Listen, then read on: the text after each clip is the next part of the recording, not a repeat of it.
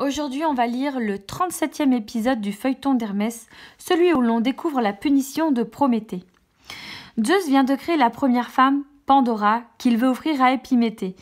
Mais Prométhée, qui se méfie, a fait promettre à Épiméthée de n'accepter aucun cadeau venu des dieux. Le chemin qui menait de l'Olympe à la maison d'Épiméthée parut bien court à Hermès. Pandora était une compagne de route charmante. Elle posait 1000 questions sur le monde qui l'entourait, et Hermès était heureux de lui avoir offert cette curiosité. Lorsqu'ils arrivèrent près de chez Épiméthée, Hermès regrettait de devoir se séparer de Pandora, mais il avait une mission à remplir. Il lui demanda de l'attendre à quelques mètres de la maison et se dirigea vers la porte d'entrée. Épiméthée s'avança sur le pas de sa porte pour accueillir le messager de Zeus. « Bienvenue, Hermès, qu'est-ce qui t'amène dans ma maison ?» lui dit-il. « Je t'apporte un cadeau de la part des dieux de l'Olympe, » répondit le messager. Aussitôt, Épiméthée perdit son sourire et s'affola. Il bredouilla. Non, merci, grand seigneur, mais je ne puis accepter votre cadeau. Et pourquoi donc ?» questionna Hermès.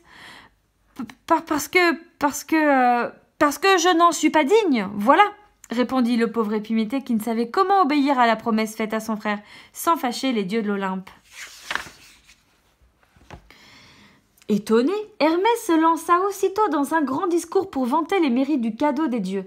C'est un cadeau unique, exceptionnel. Aucun dieu ni aucun être humain n'en a jamais possédé de pareil. J'en suis jaloux. Si je pouvais, je le garderais bien pour moi, ce cadeau-là. Tu ne peux pas refuser une telle merveille. Tandis qu'Hermès parlait, Épiméthée continuait à dire non en secouant la tête, les yeux fermés en signe de refus. C'est alors qu'une petite voix dit « Quelqu'un aurait-il un peu d'eau fraîche à m'offrir » C'était Pandora, qui, poussée par sa curiosité, s'était avancée d'elle-même vers la maison d'Épiméthée. Épiméthée regardait Pandora les yeux écarquillés. Il semblait déjà sous le charme.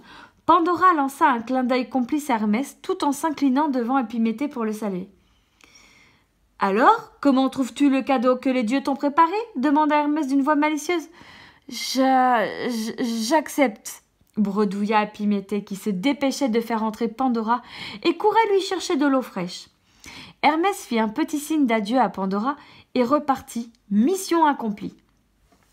Tout en volant vers l'Olympe, il se demandait pourquoi Zeus avait fait ce cadeau à Épiméthée. Il n'allait pas tarder à le découvrir. Mais auparavant, une surprise désagréable l'attendait. Il survolait une haute chaîne de montagnes appelée le Caucase, lorsqu'il vit une masse sombre, inhabituelle, qui semblait comme accrochée à l'un des sommets. Il fit un petit détour pour voir de quoi il s'agissait, et ce qu'il découvrit fut un terrible choc. Prométhée était enchaîné là, presque nu à cette montagne. Ses cheveux longs lui couvraient le visage. Son corps martyrisé par les chaînes était exposé au vent glacé. Zeus venait de se venger. Prométhée lui avait désobéi 2 fois de suite. Il l'avait condamné à être enchaîné à cette montagne pour toujours. Soudain, une ombre gigantesque s'approcha du titan enchaîné. C'était l'aigle royal de Zeus.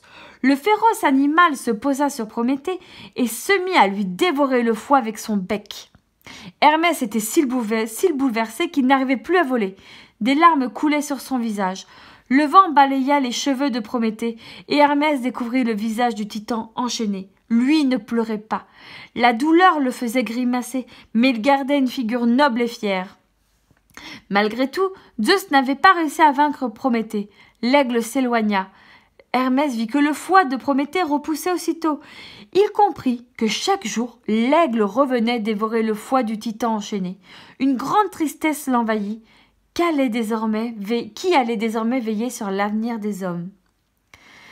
Donc, l'épisode est terminé. Juste pour vous expliquer, en fait, un peu plus, le foie de Prométhée se régénère, c'est-à-dire qu'il se refabrique de lui-même, tout seul, chaque jour. Et c'est pour ça qu'en fait, c'est une punition horrible, parce que l'aigle royal peut revenir chaque jour dévorer le nouveau foie de Prométhée.